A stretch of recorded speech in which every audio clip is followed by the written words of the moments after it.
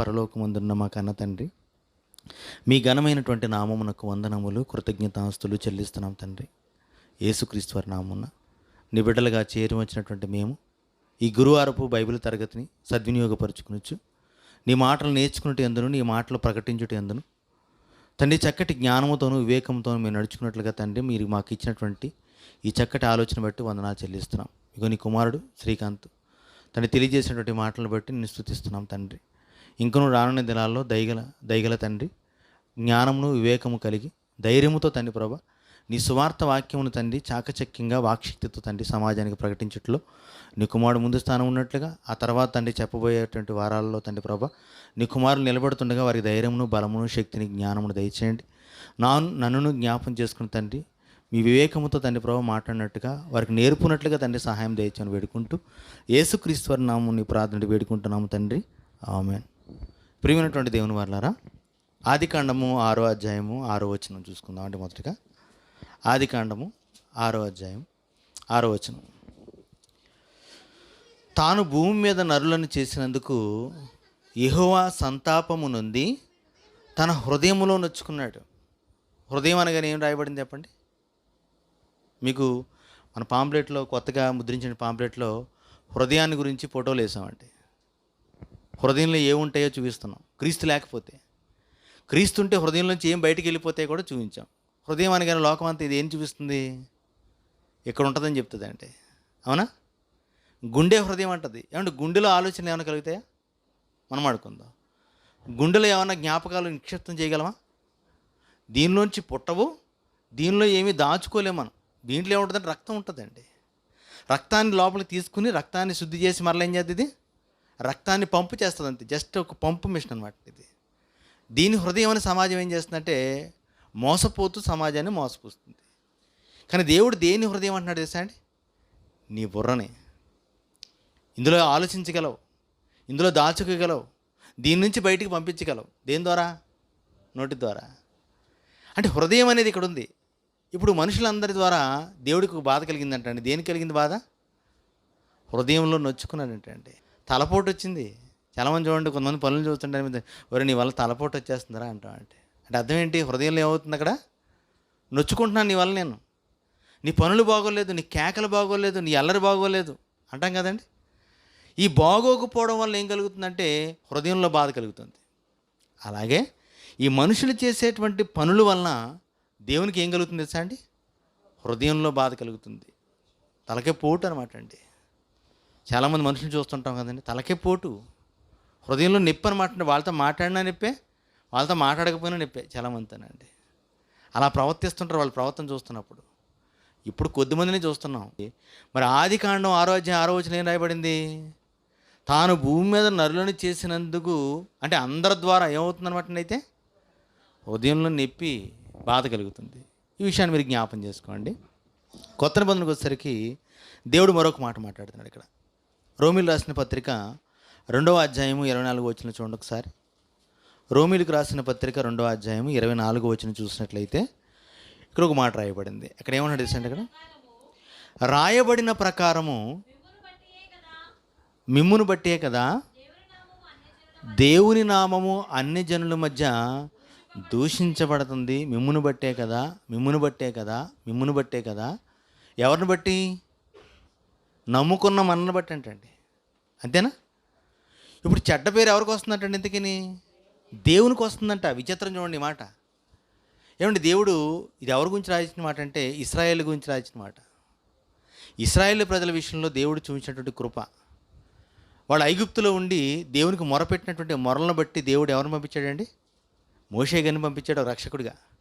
వారిని అక్కడి నుంచి బయటికి తీసుకురావడం కొరకు అనేక అద్భుతాలు చేశాడు. వారిని తీసుకొచ్చిన తర్వాత ఎర్ర సముద్రం 2 పాయలు చేసి ఏం చేశాడు? వాళ్ళని నడిపించాడు. 6 నేల మీద నడిపించట్టుగా నడిపించాడు సముద్రంలోనండి.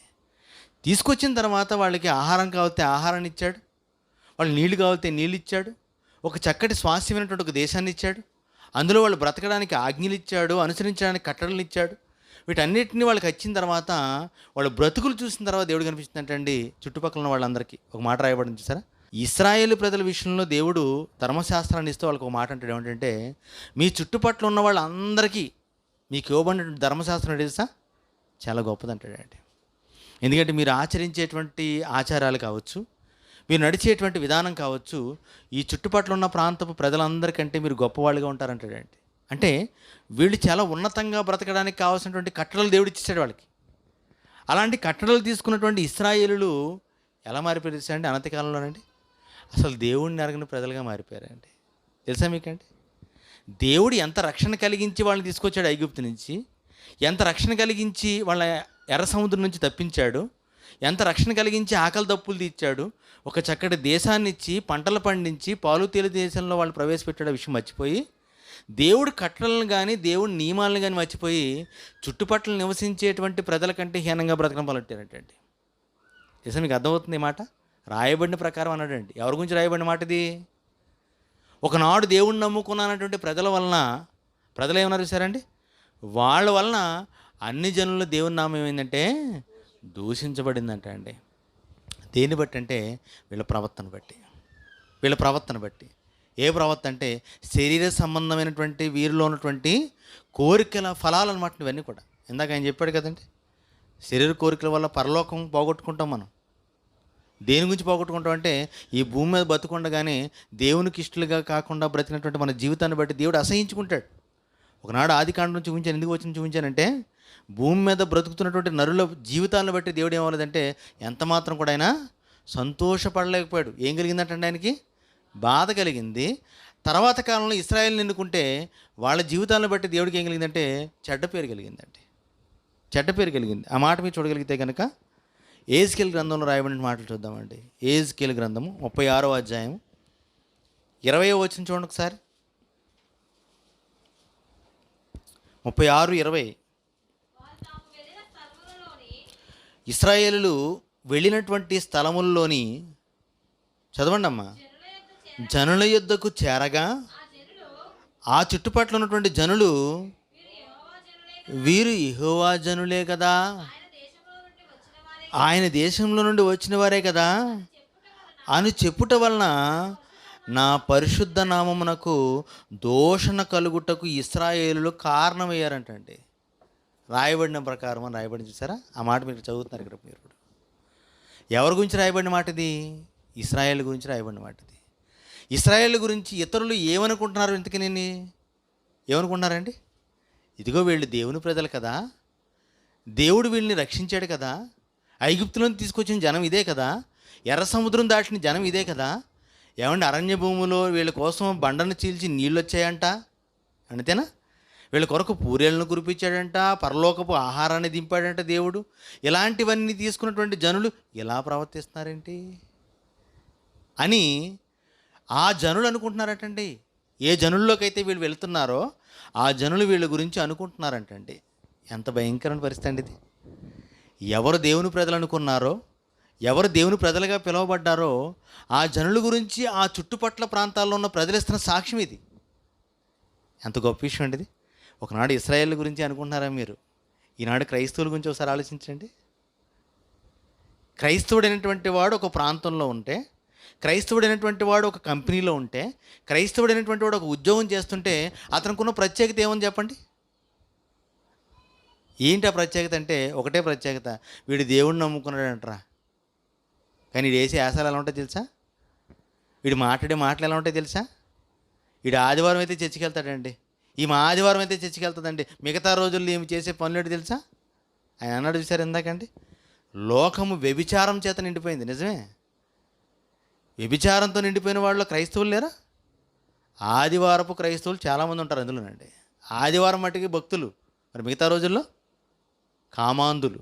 చెప్పాలంటే కామాంధులే. శరీర కోరికలకు అలవేలుపుగా మారిపోయినటువంటి గృహాలు ఇవన్నీ కూడా. ఇంత భయంకరమైన దుస్థితిలో ఉండి కూడా దేవుని ప్రజలుగా నువ్వు పిలవబడుతున్నావంటే సమాజం మధ్య ఎవరికి చెడ్డ పేరు? ఇప్పుడు ఎందుకని దేవుని నామానికి చెడ్డ పేరండి. నువ్వు మంచి చేసావా, నువ్వు మేలు చేసావా, దేవుని నామానికి మహిమ. నువ్వు చెడ్డ చేసావా, ఎవరి నామానికి కీర్తి కలుగుతుంది? ఎవరి నామానికి కీర్తి కలగదు. దేవుని నామానికి దోషానికి కారణం అవుతావు అంతే. నువ్వు అంతే. ఎంత శాపం చెప్పండి ఒకసారి అండి, ఎంత శాపం అండి. ఒకనాడు ఇశ్రాయేలు ప్రజలు చేసింది ఇదే పని. మనిషి అండి అన్నీ బాగుంటేనండి అసలు దేవుని లెక్క చేయడండి, చేస్తాడండి, అస్సలు దేవుని పట్టించుకోడండి. దేవుడు అంటే కనపడ్డండి దేవుడికి. మనిషికి. నేను ఎవరిని బట్టి చెప్పట్లేదండి, వాక్యాన్ని బట్టి చెప్తాను. ఇందాక మీకు ఒక వాక్యం జ్ఞాపం చేశాను. ఏమని జ్ఞాపం చేశాను? పేతురు రాసిన పత్రికలు జ్ఞాపం చేశాను కదండి. ఇక్కడ బోధిస్తే ఏం బోధించాలి? దేవోక్తులే బోధించాలి అంతే. చాలామంది ప్రసంగాలు చేస్తుంటారు, నేను చూస్తుంటానండి, మనిషిని బట్టి చేస్తుంటారండి. పక్కన కూర్చున్నటువంటి పాస్టర్ గారి గురించి ప్రసంగం చేస్తాడు ఈ పాస్టర్ గారు అంటే. సంఘంలో ఉన్నటువంటి వ్యక్తుల గురించి ప్రార్థన చేస్తుంటారు. వాడికి ఇవ్వకపోయినా, వాడి మీద తిరగబడినా ప్రసంగాలు వెళ్ళిపోతుంటాయి వాళ్ళ మీదకండి. ఎప్పుడు అలా చేసావా నీ మీదకి పెద్ద శాపం తెచ్చుకుంటావు, జాగ్రత్త సుమా. అసలు ఎవరిని చూడకు. ఎవరినో చెప్పాలి సభలో ఎవరినో చెప్పాలి అండి. దేవుడు ఆడు కూర్చున్నాడు. ఇప్పుడు నువ్వేం చేయాలి? ఇక్కడ వాకింగ్ చెప్తున్నావు, ఎంత జాగ్రత్త చెప్పాలి? ఇప్పుడు చాలా జాగ్రత్త చెప్పాలి. టీచర్ గారి ముందు పాఠం చెప్పాలి. నువ్వు అప్ చెప్తున్నావు అనమాట, ఇక్కడ లెక్క అనమాట. అంతేగాని నువ్వు మళ్ళీ ఎత్తరి కలుపుతున్నావు టీచర్కి తెలుసా?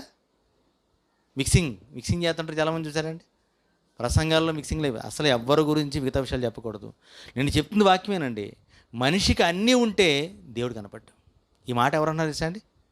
కీర్తన గ్రంథంలో ఉంటే చూడండి ఈ మాట ఒకసారి. కీర్తన గ్రంథము 119వ కీర్తన 67వ వచనం చూడండి ఒకసారి. 119:67 చూడండి, ఒక మాట రాయబడింది. శ్రమ కలగక మునుపు త్రోవ విడిచి తిని, ఇప్పుడు శ్రమ కలిగిన తర్వాత ఏం చేస్తానంటే ఇప్పుడు నీ వాక్యమును అనుసరించి నడుచుకుంటున్నాను.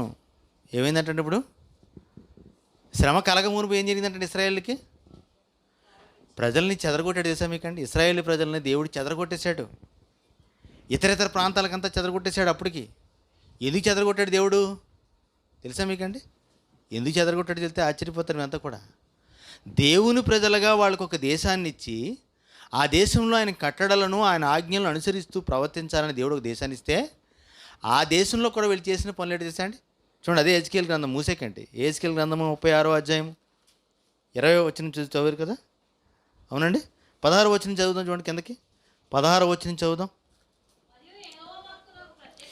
మరియు యెహోవాకు నాకు ప్రత్యక్షమై ఇలాగు సెలవిచ్చెను, నరపుత్రుడా, ఇశ్రాయేలులు తమ దేశములో నివసించి దుష్ప్రవర్తన చేత దుష్క్రియల చేతను దానిని అపవిత్రపరిచిరి. వీళ్ళకి మేలుగా ఉన్న కాలం చూడండి, వీళ్ళకి మేలున్న కాలం అది. పాలు తేనెలు ప్రవహించేటువంటి ప్రాంతంలో ఎటువంటి అసౌకర్యం లేనటువంటి స్థితిలో, ఎవరో బాధపడలేనటువంటి పరిస్థితిలో, చక్కగా విశ్రాంతిలో స్వతంత్రులుగా ఉన్నటువంటి పరిస్థితుల్లో వాళ్ళు ఎలా ఉన్నారు తెలుసా అండి?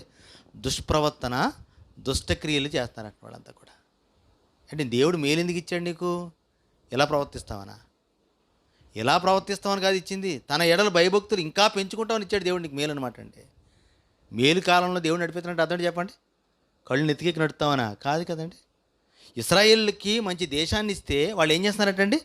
దుష్ప్రవర్తన చేతను దుష్క్రియల చేతను దాన్ని అపవిత్రపరిచి, వారి ప్రవర్తన బహిష్టమైనటువంటి స్త్రీ యొక్క అపవిత్రత వలె నా దృష్టికి కనబడుతున్నది.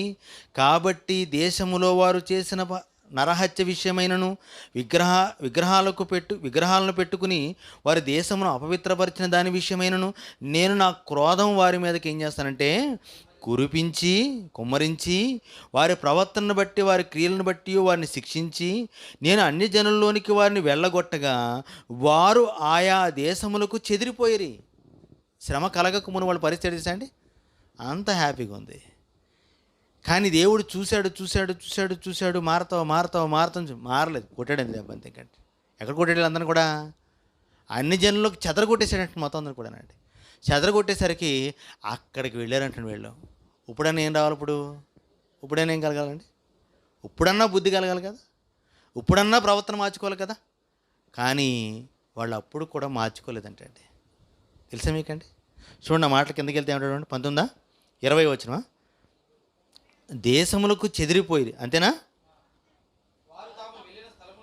19 వచనం చదువు. వారు ప్రవర్తనను బట్టి వారి క్రియలను బట్టి వారిని శిక్షించి నేను అన్ని జనులకు వారిని వెళ్ళగొట్టగా వారు ఆయా దేశములకు చెదిరిపోయిరి. వారు తాము వెళ్ళిన స్థలముల్లోని జనుల యొద్దకు చేరగా అంటే అర్థం ఏంటి? అక్కడికి వెళ్ళి నివాసం ఉండగా వాళ్ళ ప్రవర్తనలో ఎటువంటి మార్పు లేదండి. అందుకని చూడండి, ఆ జనులు వీరు యెహోవా జనులు కాదా అన్నాడండి. వాళ్ళు అక్కడ కాపురం ఉండి కూడా ఏం చేయట్లేదు, వాళ్ళు అసహ్యంగా ప్రవర్తిస్తున్నారటండి. ఇటు దేవుని ప్రజలు ఏమండి, వీళ్ళు ఏం చేస్తున్నారు? విగ్రహాలను పెట్టుకుంటున్నారు. అంతేనా?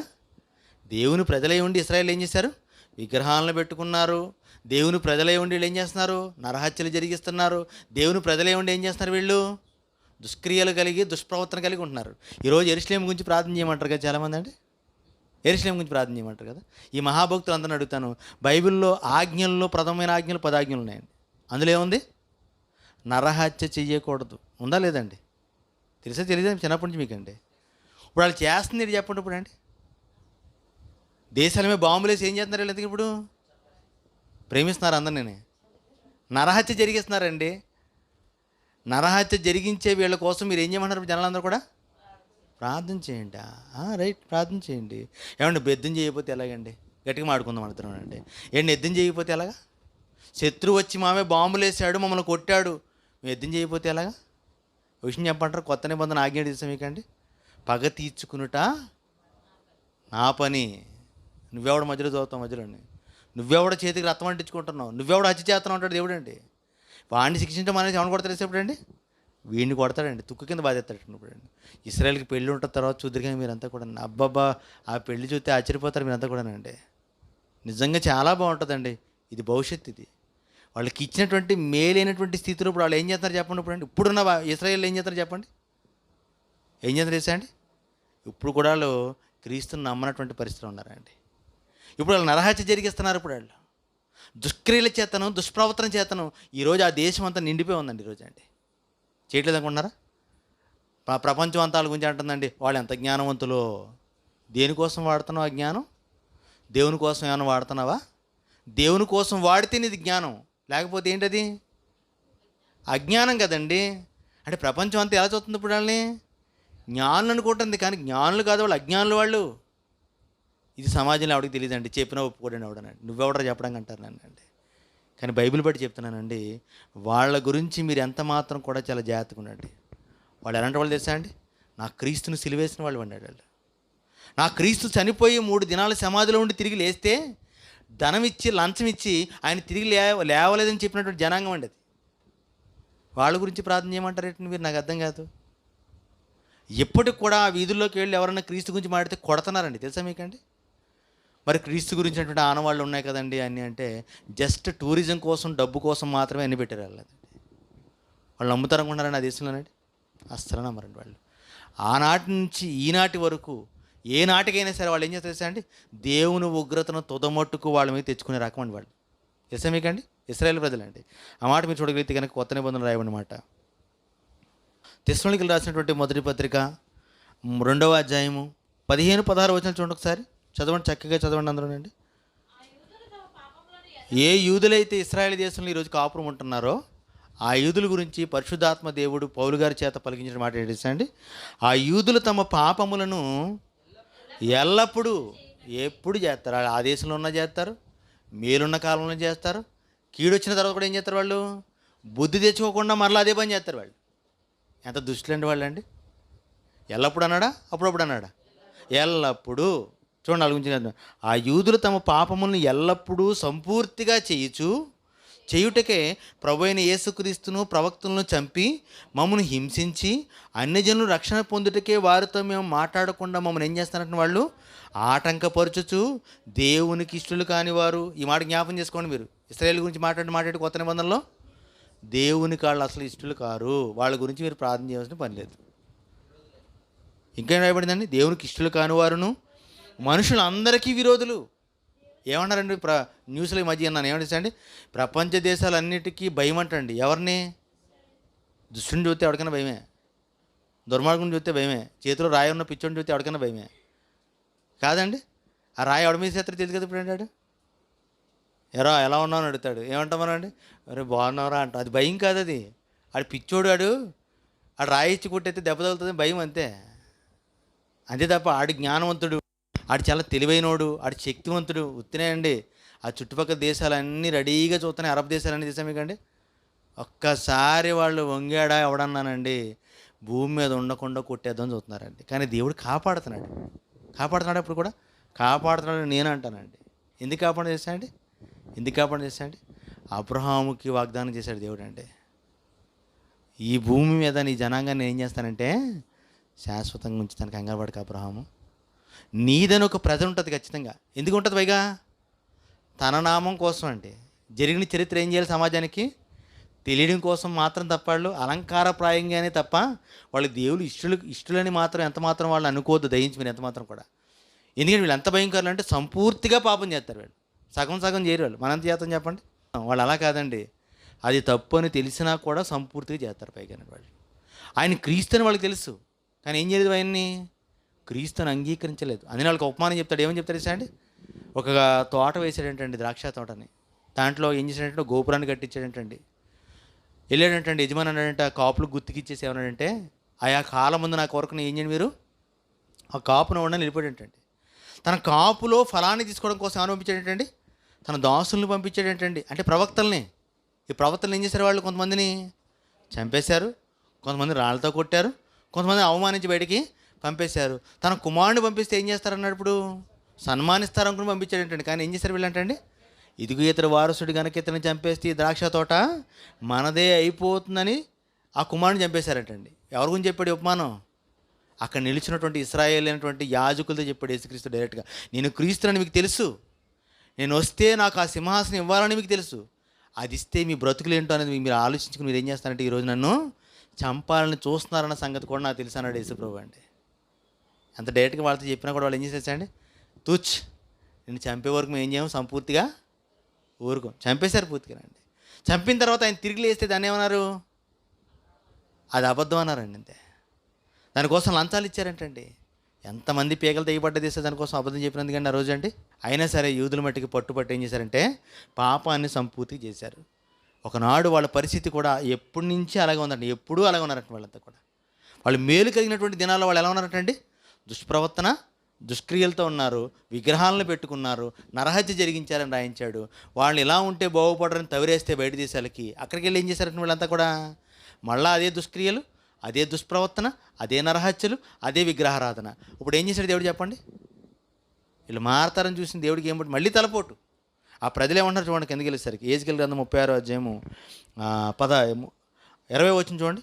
వారు తాము వెళ్ళిన స్థలముల్లోని జనుల యొద్దకు చేరగా ఆ జనులు వీరు యెహోవా జనులే కదా, ఆయన దేశంలో నుండి వచ్చిన వారే కదా అని చెప్పుట వలన నా పరిశుద్ధ నామమునకు దూషణ కలుగుటకు ఇశ్రాయేలు ఏవారంటే కారణం అయ్యారు.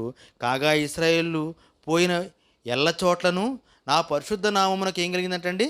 దూషణ కలుగగా నేను చూచి నా నామ విషయం ఏమంటే చింతపడ్డాడండి. దేవునికి చింతపడు. ఎవరిని బట్టి? ఎవరికి దూషణ? ఎందుకని? మన ప్రవర్తన బట్టి. మన ప్రవర్తన బట్టి దేవునికి మహిమ కలుగుతుంది. మన ప్రవర్తన బట్టి దేవుని నామానికి ఏం కలుగుతుందంటే దూషణ, అపవిత్రత కలుగుతుందండి. ఇంకా చదువుదాం 22వ వచనం అంటే, కాబట్టి ఇశ్రాయేలులకు ఈ మాట ప్రకటన చేయము, ప్రభువు యెహోవా సెలవిచ్చిన దేవనగా, ఇశ్రాయేలులారా మీ నిమిత్తమే కదా, కాదు కానీ అన్ని జనుల్లో మీ చేత దూషణ నొందిన నా పరిశుద్ధ నామము నిమిత్తము నేను చేయబోవు దానిని మీరు ఏం చేస్తారంటే చూడండి. ఒకసారి ఎలా చేస్తాను చూడండి, తొక్కు రేపేస్తాను మీకు ఈసారి అన్నాడంటే. అంటే కీడు వచ్చినా మారాలా మారకూడదా? మేలున్నప్పుడు ఎలా ఉండాలి? మళ్ళీ మారాలి కదండి. లేదంటండి శ్రమ కలగక మునుపు నేనేమేంటండి దావీదు గారు అంటాడు ఏమనండి, త్రోవ తొలగి ఉన్నాను, ఇప్పుడైతే నీ వాక్యాన్ని నేను ఏం చేస్తాను, నేను ధ్యానిస్తున్నాను. ఆయన గొప్పోడు అండి. గొప్పోడు కనుక మాట అనగలిగాడు. మనం అనగలమా మాట? మారితే మార్పు ఎలా ఉండాలి తెలుసా అండి? చాలా ఆశ్చర్యకరంగా ఉండాలండి. ఆ మార్పు నుంచి సమాజం ఎలా తెలుసా అండి? నిజంగా మారాడండి ఇతను అనుకోవాలండి. అంతేగాని మారతాం మనం ఏమవుతాం? అవే జోకులు, అవే కుళ్ళు జోకులు మళ్ళీనండి, అవే సినిమా డైలాగులు, అవే జబర్దస్త్ డైలాగులు మళ్ళీనండి. మారవా? మారకుండా నువ్వు అనుకుంటున్నావు నీ ప్రవర్తన బట్టి నువ్వు గొప్పగా ఫీల్ అవుతున్నావేమో, కానీ నువ్వు క్రైస్తవుడైనందుకు ఎవరి నామాన దోషం వస్తుంది తెలుసా? అప్పుడు ఏమన్నా మనం అనేక చోట్లకి వెళ్తుంటాం కదా, పనులకు వెళ్తుంటాం, పనిపాట్లలో ఉంటాం, ఉద్యోగాల్లో ఉంటాం, డ్యూటీల్లో ఉంటాం, అన్నింటిలో ఉంటాం. అక్కడ మన ప్రవర్తన బాగోదండి, మన మాట బాగోదు. ఇప్పుడు నిన్నెవరో అంటారు అక్కడ, నీ పక్కకి వెళ్ళి ఏమంటారు తెలుసా? వీడు చర్చికి వెళ్తాడు రా వీడు. ఏంటంటే వీడు చర్చికి వెళ్తాడు వీడు, అబ్బా ఆదివారం ఆయన పెద్ద ప్రసంగాలు చేస్తాడంటండి బాబు చర్చిలోని. కానీ ఈయన ప్రవర్తన ఎలా ఉంది మన మధ్య? ఇంతకుముందు ఒక ఆయన గురించి నేను చేసే ఉద్యోగం దగ్గర ఆ కొలిక్స్ మాడుకునేవారండి. ఆయన ఏంటండి బాబు అలా మాట్లాడుతున్నాడు, ఏమండి ఆయన చర్చిలో వాకింగ్ చెప్తాడంటే అంత అబద్ధాలు ఆడుతున్నాడు ఏంటండి అతను అనేవారండి. అంత కఠినంగా మాడుతున్నాడు ఏంటండి, అసలు సహాయం చేసే గుణం ఇంత కూడా లేదండి అతనికి అనేవారండి. అన్ని జనులండి వాళ్ళు, దేవుణ్ణి నమ్ముకున్నటువంటి వాళ్ళు, దేవుణ్ణి నమ్ముకున్నటువంటి వ్యక్తి గురించి మాట్లాడేటువంటి ఆ యొక్క మాటలు ఎలా ఉన్నది అండి. అతను చర్చికి వెళ్తాడేంటండి, అతను ప్రసంగాలు చేస్తాడేంటండి, చర్చిలో పాటలు పాడతాడేంటండి, ఇతను చర్చి నడిపిస్తాడేంటండి పైగా మళ్ళీనండి. కానీ ఇతను ఎలా ఉన్నాడు మన దగ్గర? మోసకారిగా ఉన్నాడు, అబద్ధికుడిగా ఉన్నాడు, ఒక వ్యభిచారిగా ఉన్నాడంటే ఏమండి ఎవరి నామానికి ఇప్పుడు దోషం చెప్పండి ఇప్పుడు అండి? దేవుని నామానికి. ఇప్పుడు క్రైస్తవులని పేరు పెట్టుకున్నాం మనంతా కూడా, ఇశ్రాయేలు గురించి విన్నాం మనంతా కూడా. ఇశ్రాయేలు మేలు కలిగినప్పుడు అలాగే ఉన్నారు, కీడు కలిగినప్పుడు కూడా ఏమవ్వలేదు, వాళ్ళు మార్చుకోలేకపోయారండి మళ్ళీనండి. ఏ జనుల్లోకి వాళ్ళైతే వెళ్ళారో ఆ జనుల మధ్య వీళ్ళు ఎలా ప్రవర్తించారంటే చాలా అసహ్యంగా ప్రవర్తించారు. ఏమండి ఎంత దేవుడిచ్చినటువంటి ధర్మశాస్త్రాన్ని బట్టి మీ చుట్టుపక్కల ఉన్న ప్రజలందరికీ మీకు ఇదే జ్ఞానం అన్నాడు దేవుడు అండి, అంత గొప్పగా చెప్పుకున్నాడు దేవుడు అండి. ఇక ఈ ధర్మశాస్త్రాన్ని పాటిస్తారు నా పిల్లలందరూ కూడా, ఈ ధర్మశాస్త్ర ప్రకారం నడుస్తారు, ఈ నడుస్తున్నటువంటి నడకను బట్టి ఇతర జనులు ఏమవుతారు? సిగ్గుపడతారు అనుకున్నాడు అండి. కానీ విచిత్రం ఏంటంటే వీళ్ళని బట్టి వాళ్ళు సిగ్గుపడ్డారు. దేని మీద సిగ్గుపడ్డారు? మనం కూడా అలా మాట్లాడవరా బాబు, ఏమండి అంతేనా? మన పేటలో చూసారు కొంతమంది ఆడవాళ్ళు కొత్త కొత్త బూతులు తయారు చేస్తుంటారండి, పరిశ్రమల్లో తయారు చేసినట్టు తయారు చేస్తుంటారు, కొత్త కొత్త వస్తువులు తయారు చేసినట్టు. మగవాళ్ళు ఉంటారు, అలాగే తయారు చేస్తుంటారండి, పదాలను కొత్త కొత్త పదాలని అటాచ్ చేస్తుంటారండి, గ్రామర్ని ఏం చేస్తారు లింక్ చేస్తుంటారు కొత్తగా తెలుగులోనండి వీళ్ళు. ఏమంటే నిజంగా వీళ్ళు చూసినప్పుడు ఇతర జనులు ఏమంటారు చెప్పండి? ఏమండి నిజంగా వీళ్ళు సంఘ పెద్దలు ఉంటారు కొంతమంది ఇందులోనండి, సంఘాల్లో పాటలు పాడేవాళ్ళు ఉంటారండి, సంఘాల్లో వాక్యం చెప్పి ఉంటారు. వీళ్ళని బట్టి నువ్వేదో అనుకుంటావు కానీ సమాజం మధ్య ఏమనుకుంటారు తెలుసా? నీ దేవుణ్ణి దూషిస్తారు వాళ్ళంతా కూడా.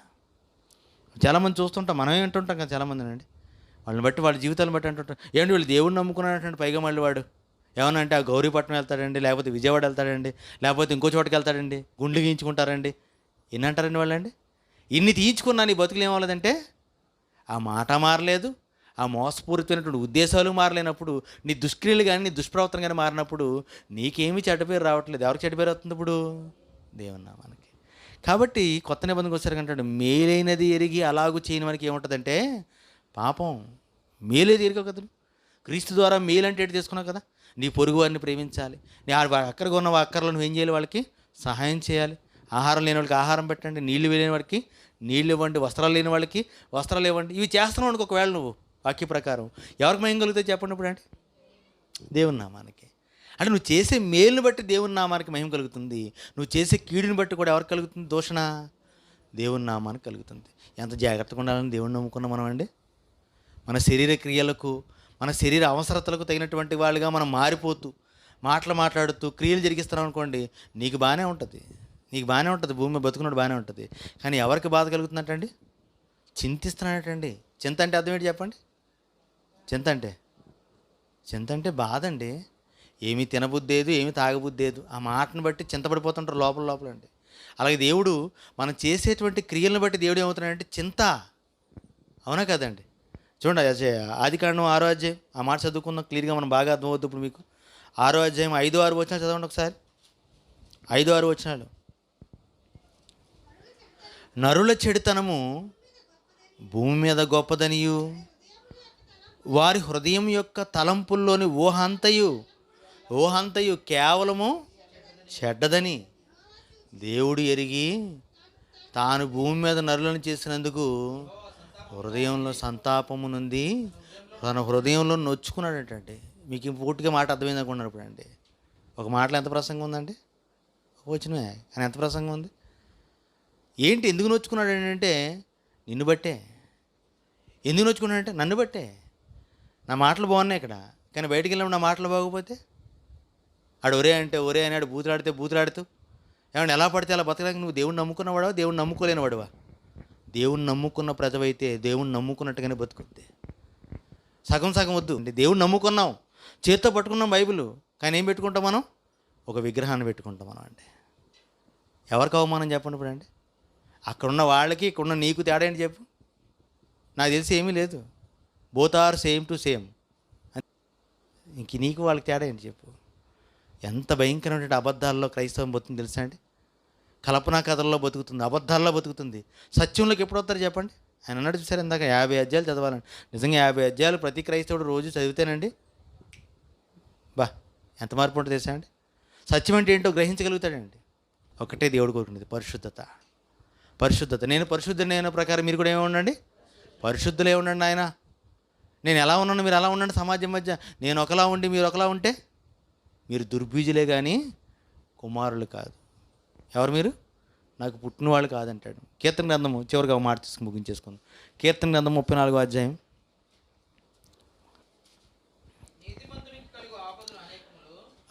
నీతిమంతుని కలుగు ఆపదలు అనేకములు, వాటన్నిటిలో నుండి యెహోవాని ఏం చేస్తాడంటే విడిపిస్తాడు. కంగారు పడకండి. ఎందుకంటే నువ్వు ఎలాంటి ఏమంటే ఇలాగైతే బ్రతకలేని అంటాం కదా మనం ఎందుకు మాట చూపించాలండి మీకు అంతా కూడా. అంత నీతిగా అయితే బయట ఏం చేయలేమేమో. ఎన్ని ఆపదలండి, ఎన్ని ఇబ్బందులండి, ఎంత అమాయకుడిగా చూస్తారండి. మనం ఒరే అంటే ఒరే అనకపోతే, కేకేస్తే కేకలేకపోతే ఏం చేస్తారు జనం అంతా? మనల్ని తొక్కేస్తారండి, మనల్ని అంటారు. నీకు ఎన్ని ఇబ్బందులు వచ్చినా నీ విడిపించేవాడు ఎవడు? దేవుడు. నీ పక్షాన ఉన్నవాడు దేవుడు, నీ వెనక ఉన్నవాడు దేవుడు. నువ్వు నా కొరకు నాకులా నువ్వు బతుకుతానంటే నేను రాజులా నేనేం చేస్తాను, నేను ఏం చేస్తానంటే నిలబెడతాను నాయన, కంగపడకని చెప్తాడు. ఎలాంటి వాటి నుంచి నిలబెట్టేవాడు నేను. నువ్వు పడిపోవాల్సిన పని ఏమి ఉండదు నాయన. నువ్వు నా కొరకు నీతిగా సమాజం మధ్య ఏం చేయంటే నా ప్రజలుగా నువ్వు నిలబడు, నీతిమంతుడిగా నిలబడు. నీతిమంతుడికి వచ్చినటువంటి ఆపదలు ఎన్నున్నా నేను ఏం చేస్తాను, వాటి నుంచి నిన్ను విడిపించువాడు నేను. కంగారు పడకు, నువ్వు నిలబడు అంతే. దేవుని కోసం నిలబడదామంటే దేవుని ప్రజలుగా బతుకుతాం సమాజం మధ్య. ఎంత తప్పే ఉన్నదండి? ఏమన్నా ఎవడన్నా క్రైస్తవుడైనందుకు క్రీస్తుని ఏం చేయాలంటండి? దేవుని నామాన్ని ఏం చేయాలంటండి? మహిమపరచాలంటండి. ఆ నామాన్ని బట్టి దేవుని మహిమపరచాలి తప్ప అది ధరించుకున్నందుకు నల్ల బతికితే ఎలాగా? ఇందాకే పేతురు గారు రాసిన పత్రికలు అదే మాటలు ఉంచాడు కదా ఆయనంతా కూడా. ఏ నామాన్ని అయితే నువ్వు ధరించుకున్నావో ఆ నామాన్ని నువ్వు ఏం చేయకూడదు? నువ్వు నీ శరీర క్రియలను బట్టి, శరీర చేష్టలను బట్టి దేవుని నామానికి ఏం చేయకూడదంటే ఏమన్నా ఎంత మాత్రం కూడా కళంకాన్ని తీసుకురాకండి దయించి. నువ్వు ఎంత గొప్ప వంశంలో పుట్టావు, దేవుని వంశంలో పుట్టావు. అవునా? ఇది చెప్పాలంటే క్రీస్తు రక్తంలో కడగబడ్డావు. ఎలా ఉండాలి చెప్పండి క్రైస్తవుడైనప్పుడు? ప్రతి క్షణం కూడా నీ మదిలో కదిలేదు ఒకటే, నేను క్రీస్తు రక్తంలో ఏమైనా నేను కడగబడ్డాను, క్రీస్తు రక్తంలో కడగబడ్డాను, క్రీస్తు రక్తంలో కడగబడ్డాను. క్రీస్తు రక్తానికి ఏంటంటే మనం అంటే ఏసు రక్తానికి ఏ జై అంటాం అంతే. మనం అంతేనండి. జై కాదు, ఆ రక్తంలో కడగబడ్డావు నువ్వు. అది ప్రతి క్షణం నీకు మెదులుతూ ఉంటే మైండ్లో నీ పాపములు కడగబడ్డాయని సంగతి గుర్తుంచుంటే మరలా పాపంలోకి ఏం చేయం మనం? వెళ్ళకుండా జాగ్రత్త పడతాం. ఒకవేళ నువ్వు వెళితే ఎవరికి బాధ అంటే ఇప్పుడు? దేవునికి బాధ. హృదయంలో నొచ్చుకుంటుంటాడు ఆయన, నిన్ను గురించి చింతిస్తుంటాడు ఆయన. ఆ నామాన్ని ఏం చేస్తున్నాడు తన బిడ్డ? నువ్వు మారకపోయినా నయం కదరా అనుకుంటాడండి. అవును కదండి? నువ్వు వెలిగించకపోవడమే నయం నాకు, కానీ వెలిగించబడ్డానన్నావు, సంఘంలోకి వచ్చావు, ఆయన నీ బ్రతికేం అవ్వట్లేదు. నువ్వు మారకపోవడం చూసి ఈరోజు నేను ఏమవుతున్నాను నిన్ను బట్టి ఏమంటే దేవుడు మనల్ని బట్టి చింతిస్తే మన పరిస్థితి చెప్పండి. తర్వాత మీకు అర్థమైపోయినప్పుడు తుక్కు రేగిపోద్ది అనమాట. అది గుర్తించండి. ఇశ్రాయేలు ప్రజలను బట్టి దేవుడు చింతించాడు. వాళ్ళని ఏమన్నాడు? ఈ సంగతి నేను చూస్తానన్నాడు, జాగ్రత్త అన్నాడు అంతే. ప్రకటించి వాళ్ళకి వాళ్ళ సంగతి ఏంటని తేల్చేస్తానన్నాడు అంతేనండి. ఇప్పుడు మన గురించి కూడా దేవుడు అలాంటి నిర్ణయం తీసుకుంటే మన పరిస్థితి చెప్పండి, బాధాకరంగా మారిపోద్ది. కాబట్టి దేవుని పిల్లలుగా పిలువబడేట మనం ఏ ప్రదేశంలో ఉన్నా ఎక్కడున్నా సరే దేవుని పిల్లలుగానే మాట్లాడాలి. అంటే న్యాయంగానే మాట్లాడాలి. దుష్క్రియలు దుష్ప్రవర్తన ఏమకూడదు, ఉండకూడదు. నరహత్య అంటే ఇప్పుడు ఎవరు చెప్పండి? నోటి మాట చేత చంపడం ఈరోజు మనుషులని అంటే. అంటే నోటి మాట చేత కూడా ఎవరిని ఏం చేయకూడదు, మనం బాధ పెట్టకూడదు. అంటే ప్రతి క్షణం కూడా దేవుని పిల్లల్లాగా చెప్పాలంటే క్రీస్తు సారూప్యాన్ని కలిగినటువంటి వాళ్ళగా ఉండండి అంతే అన్నాడు. అంతే ఎఫెసీయులకు రాసిన పత్రికలో అదే ఉంటుందని మీకు చెప్దామంటే టైం బోలంత అయిపోతుందని చెప్పట్లేదు మీకు. వచ్చేవారు మనం ఏం చేద్దామంటే మాడుకుందాం, బైబిల్ తరగతిలో మాడుకుందాం, ప్రార్థన చేసుకుందాం అండి, ముగించుకుందాం. మహాపరిశుద్ధుడా పరలోకమందున్న మా కన్న తండ్రి, మీ ఘనమైన నామానికి వందనాలు చెల్లిస్తున్నాం తండ్రి. యేసుక్రీస్తు వారి నామమున మీ బిడ్డలుగా చేరువచ్చినటువంటి మా మధ్యన మీరు ఉన్నారు. మీ మాటలు మాకు తెలియజేశారు. మీ ప్రజలుగా పిలువబడుతున్నటువంటి మేము మా ప్రవర్తన ద్వారా తండ్రి, మా క్రియల ద్వారా, మా మాట ద్వారా, మా ప్రతి ఒక్క కదలిక ద్వారా తండ్రి మీకు మహిమ తెచ్చేటువంటి పిల్లలుగా ఉండాలని మాత్రం మీరు కోరారు తప్ప అండి. నేటి దినాల్లో మేము చూడగలిగితే తండ్రి క్రైస్తవులుగా పేరు పెట్టుకుని తండ్రి ఈ ప్రవర్తనను బట్టి, ఈ క్రియలను బట్టి, ఈ మాటలు బట్టి నీకు అవమానం తెచ్చేవారుగా, నీ హృదయాన్ని బాధించేవారుగా మాత్రమే మిగిలిపోతున్నట్టుగా మాకు కనపడుతుందండి. మేము మా బ్రతుకులు మార్చుకున్నట్టుగా మా బ్రతుకుండగానే మాకు తండ్రి ఈ మాటలు తెలియజేశారు తండ్రి. ఈ రాత్రి ఒక చక్కటి నిర్ణయాన్ని తీసుకుని నీ ప్రజలుగా బ్రతకడానికి తండ్రి ప్రభా, నువ్వు ఎలాగైతే పరిశుద్ధువే ఉన్నావు మేము కూడా అలాగ పరిశుద్ధత కలిగినటువంటి వారిగా జీవించుటకు నీ జ్ఞానమును, వివేకమును, నీ దయను, స్వస్థతను, బలమును, ఆరోగ్యమును మాకు దయచేసి నడిపించమని వేడుకుంటూ యేసుక్రీస్తు వారి నామమున ఈ ప్రార్థన వేడుకుంటున్నాం తండ్రి. ఆమేన్. మన తండ్రి అయిన దేవుని ప్రేమ, కుమారుడైన యేసుక్రీస్తు వారి కృప, పరిశుద్ధాత్మ అన్యోన్య సహవాసము సదాకాలమునికి తోడి నడిపించునుగాక. ఆమేన్. అందరికీ వందనాలండి.